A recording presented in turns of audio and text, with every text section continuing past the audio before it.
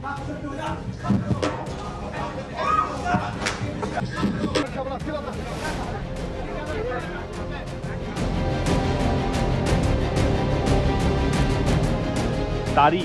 14 दिसंबर साल 2008।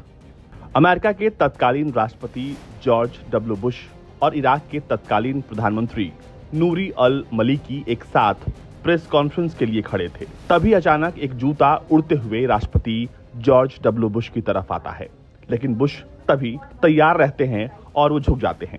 ऐसे में जूता उन्हें नहीं लगता बल्कि उनके पीछे जाकर गिरता है। इसके बाद तुरंत सुरक्षा कर्मियों ने वहां मौजूद उस जूता चलाने वाले इंसान को धर दबोचा। जूता चलाने वाला शख्स कोई और नहीं था बल्कि इराकी जर्नलिस्ट मुंतजिर अल जैदी थे। इस घटना को 1 दशक से ज्यादा का वक्त हो गया है। ऐसे में उन्होंने जूता कांड पर बहुत कुछ बोला है। मुझे बुरा लग रहा था कि सभी अरब के लोग और यहाँ तक कि दुनिया जब इराकियों को देखती थी तो उनसे कहती थी कि आप कब्जा करने वालों का फूलों से स्वागत करिए। इसके बावजूद ये एक बयान था जो पूर्व अमेरिकी राष्ट्रपति जॉर्ज डब्ल्यू बुश ने एक प्रेस कॉन्फ्रेंस में साल 2002 के शुरुआती सम्मेलन में कहा था। उन्होंने कहा था कि इराकी लोग हमारा स्वागत फूलों से करेंगे और हम उनके लिए हीरो होंगे और एक रक्षक होंगे। ये पूरी दुनिया के लिए स्टीरियोटाइप था जो इराकी लोगों पर कब्जा करने वालों का स्वागत करने का आरोप लगाते थे। हाँ, हम इसे नकार नहीं सकते, लेकिन वो कुछ चंद लोग थे। तब हमारी आबादी 28 मिलियन थी। तब मैं सोचता रहा कि कैसे इराकी लोगों के आरोपों से बच सकता हूं और अत्याचारी पर कैसे रिएक्शन दूं। ये घटना उस बात की साक्षी है कि आम इंसान ने कैसे उस घमंडी इंसान को ना बोला जिसके पास पावर, पैसा, मीडिया, सेना और अथॉरिटी थी, और कहा कि बुश, तुमने गलत किया। तुमने हजारों लाखों लोगों को मारा और कई देशों की स्थिति जैसे इराक, अफगानिस्तान, लेबनान, सीरिया और पूरे क्षेत्र को खराब कर दिया। उस रोज जब मैं घर आया तो मैंने अपने कपड़े और जूते दोनों बदले। मैंने उस दिन नया जूता पहना था, मैंने उसे भी बदला। उस जूते को पहना जिसे पहनकर मैं पीड़ितों के बीच और उनके घर पर जाया करता था। उन इलाकों में जाता था जिसे कब्जा करने वाले लोगों ने बर्बाद कर दिया था, और हमारे देश और लोगों से वो सीधे तौर पर भिड़ रहे थे। जब मुझे जेल से छोड़ा गया मुझे कोई अंतर महसूस नहीं हुआ। हाँ, एक बात जरूर थी, मैंने अपनी आजादी, खुली हवा में सांस लेना और सामान्य जीवन जीने के तरीके को बहुत मिस किया। लेकिन मैं अब जेल से आजाद था, पर बड़े जेल से।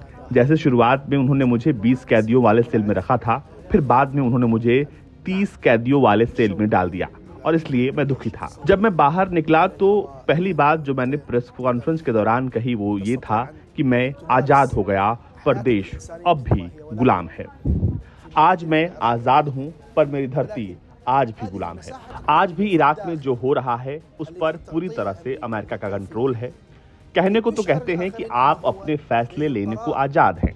जी हाँ, आजाद वो फैसले लेने के लिए हैं, जैसे आप अपना ऑफिस मैनेजर बदल सकते हैं, आप अपना ऑफिस फर्नीचर बदल सकते हैं, लेकिन आप अपने ऑफिस की पॉलिसी में कोई बदलाव नहीं कर सकते, और ये सभी प्रधानमंत्रियों पर लागू होता है।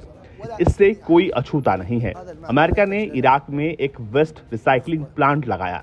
ये वो प्लांट था जो एक हाई प्रोफाइल कचरा पैदा करता है, और ये लगातार चल रहा है। संसद के सदस्य मंत्री बन गए, मंत्री जो थे वो प्रधानमंत्री बन गए, और जो प्रधानमंत्री थे वो बड़े नेता बन गए। और इसी बदलाव के साथ कुर्सी बदलने का खेल इन लोगों के बीच पिछले 20 साल से चल रहा है, और यही लोकतंत्र अमेरिका ने इराक को दिया। ये वही लोग थे जो 20 साल पहले राजनीति में आए थे और आज सत्ता में आए, और 20 साल पहले ये कब्जा करने वाले लोगों के साथ खड़े थे।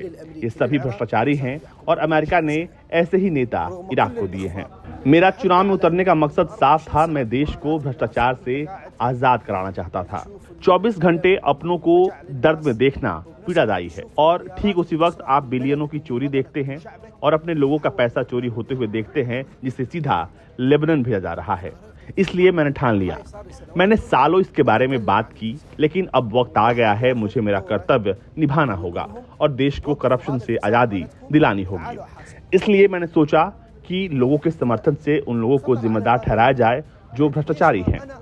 मैं चुनाव नहीं जीतूंगा, और ये सामान्य है, क्योंकि एक तरफ हाई प्रोफाइल भ्रष्ट लोगों का दल है जो मुझे जीतने नहीं देगा। इसलिए मैं इराक में रुका और इन सब के खिलाफ प्रदर्शन किए। जब तशरीन प्रोटेस्ट हुआ तो मैं पहला था जिसने भाग लिया। मुझ पर बहुत दबाव बनाया गया। 7 बार मुझे जान से मारने की कोशिश की गई।